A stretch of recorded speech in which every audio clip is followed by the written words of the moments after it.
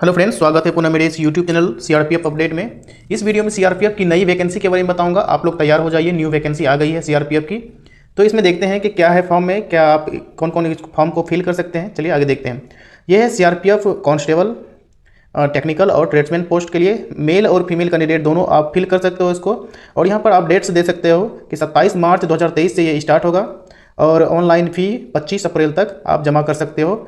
ठीक है। उसके बाद देखो एडमिट कार्ड कब तक जारी कर दिया जाएगा, 20/6/2023 तक एडमिट कार्ड जारी कर दिया जाएगा।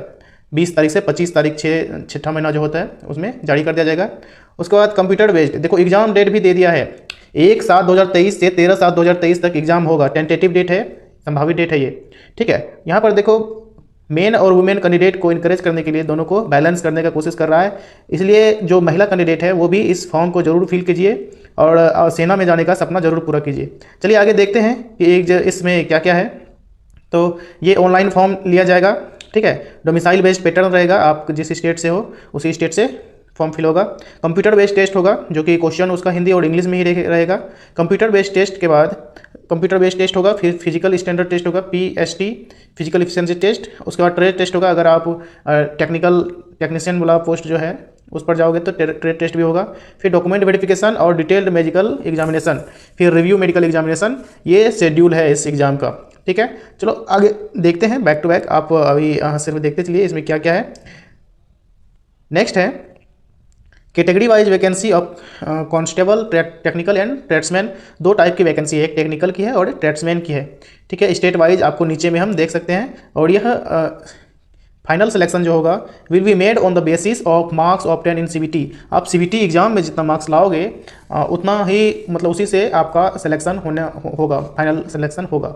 ठीक है। Final result will be declared by CRPF based on the performance of CBT subject to their qualifying PST और PET and trade test medical examination test.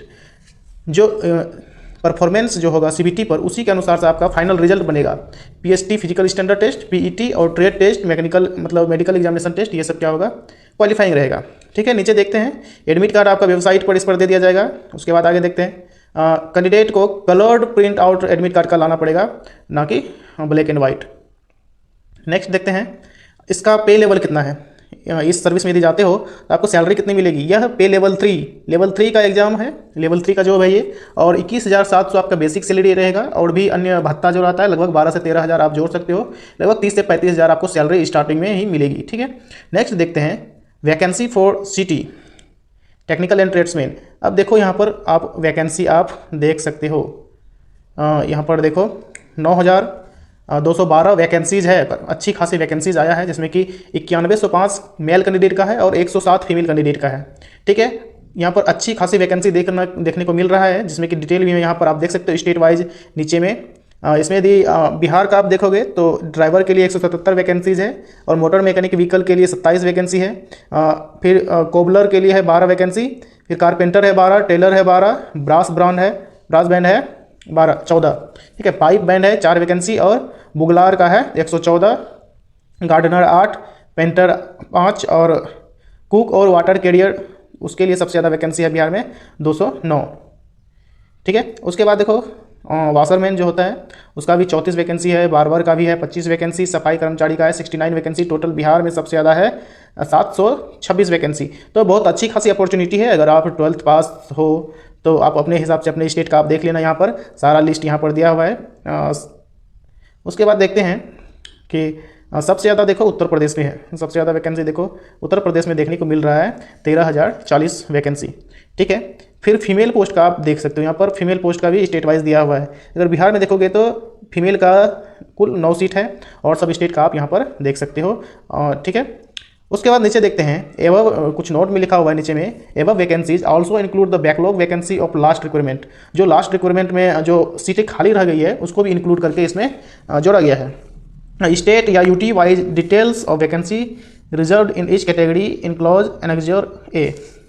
तो जो भी वैकेंसी होगी कैटेगरी वाइज जो रिजर्वेशन जिसको जितना मिलता है उसको भी इसमें दिया जाएगा।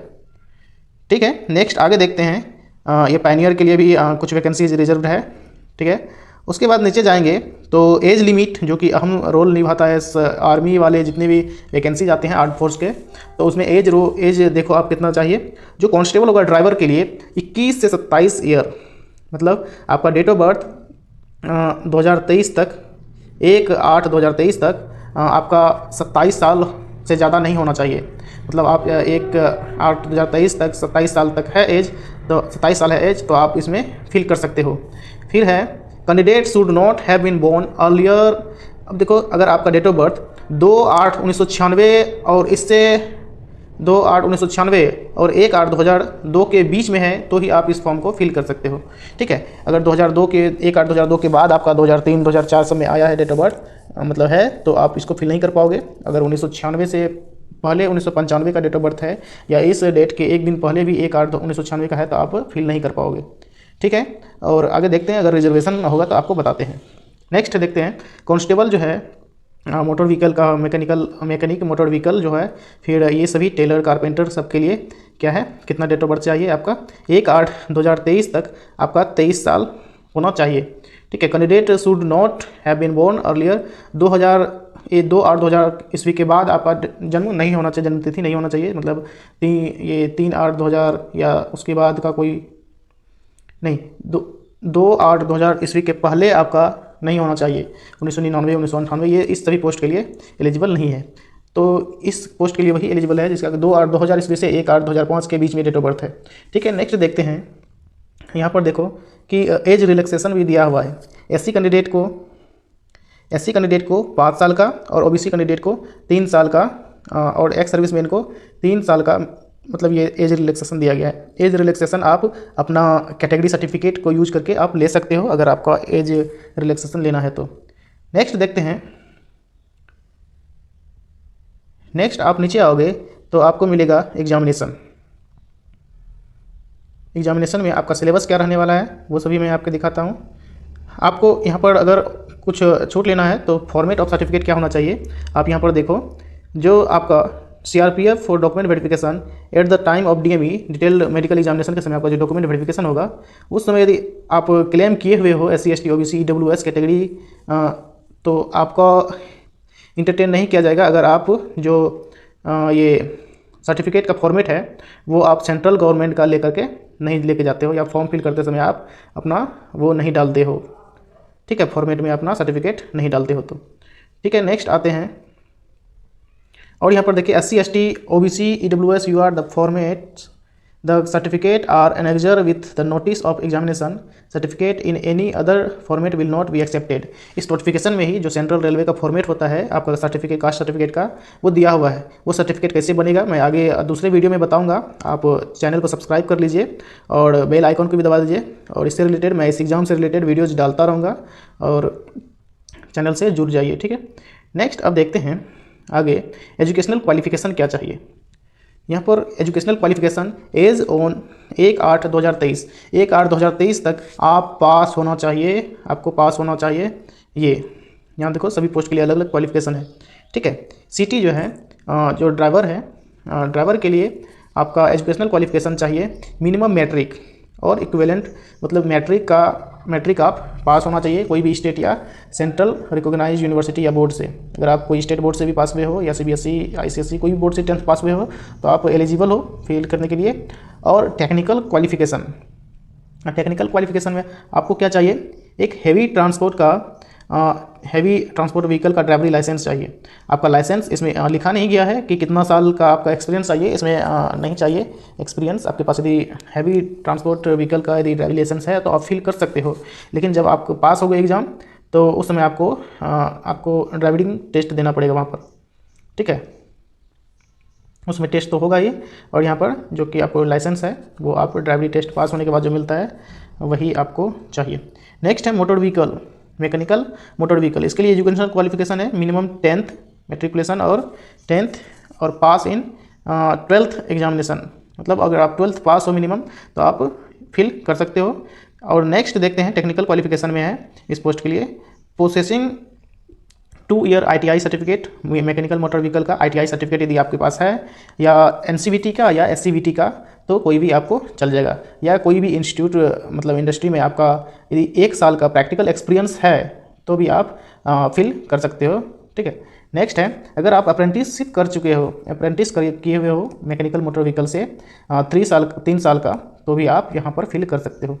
ठीक है। नेक्स्ट है फॉर ऑल अदर ट्रेड्समैन, जितना भी ट्रेड्समैन का वैकेंसी है उसके लिए मिनिमम क्वालिफिकेशन आप यहाँ पर देखिए, मिनिमम मैट्रिक का होना चाहिए और कुछ नहीं चाहिए, ठीक है। टेक्निकल क्वालिफिकेशन में भी must be proficient and work in respective trade. आपका जो भी ट्रेड्समैन में जो भी ट्रेड है उसमें आप मतलब काम करने के में सक्षम होना चाहिए, ठीक है।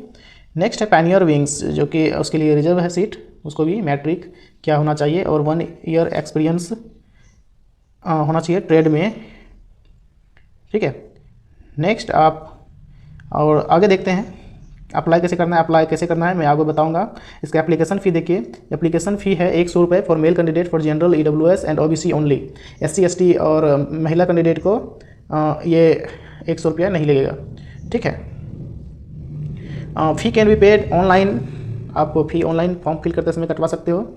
इसके बाद आगे देखते हैं कि आपका एग्जामिनेशन सिटी क्या रहेगा। आप देखो ये स्टेट वाइज एग्जामिनेशन सिटी यहाँ पर दिया हुआ है लिस्ट, आपको ये PDF में कमेंट सेक्शन में पिन कर दूंगा, आप डाउनलोड करके अपने स्टेट का देख लेना। जैसे कि मैं अभी यदि मैं बिहार और UP का दिखा दूँ तो बिहार के लिए आप यहाँ पर एग्जामिनेशन सेंटर देख सकते हो, आरा, दरभंगा, भागलपुर, मुजफ्फरपुर, पटना, पूर्णिया, रोहतास।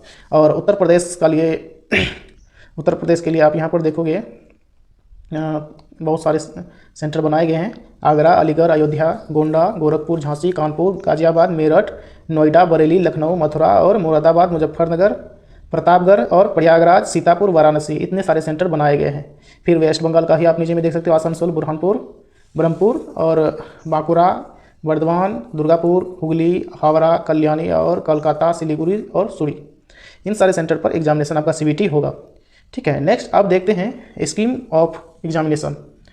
आपके एग्जामिनेशन में कौन कौन सा सब्जेक्ट से क्वेश्चन रहेगा, तो ये कंप्यूटर बेस्ड रहेगा। कंप्यूटर पर आपका एग्जाम होगा, 100 क्वेश्चन का है, जो कि 100 मार्क्स रहेगा। 100 क्वेश्चन 2 घंटे के समय में आपको इन सभी सेक्शन से क्वेश्चन रहेगा। जनरल इंटेलिजेंस एंड रीजनिंग से आपका रहेगा 25 क्वेश्चन, ठीक है। और जीके और जीएस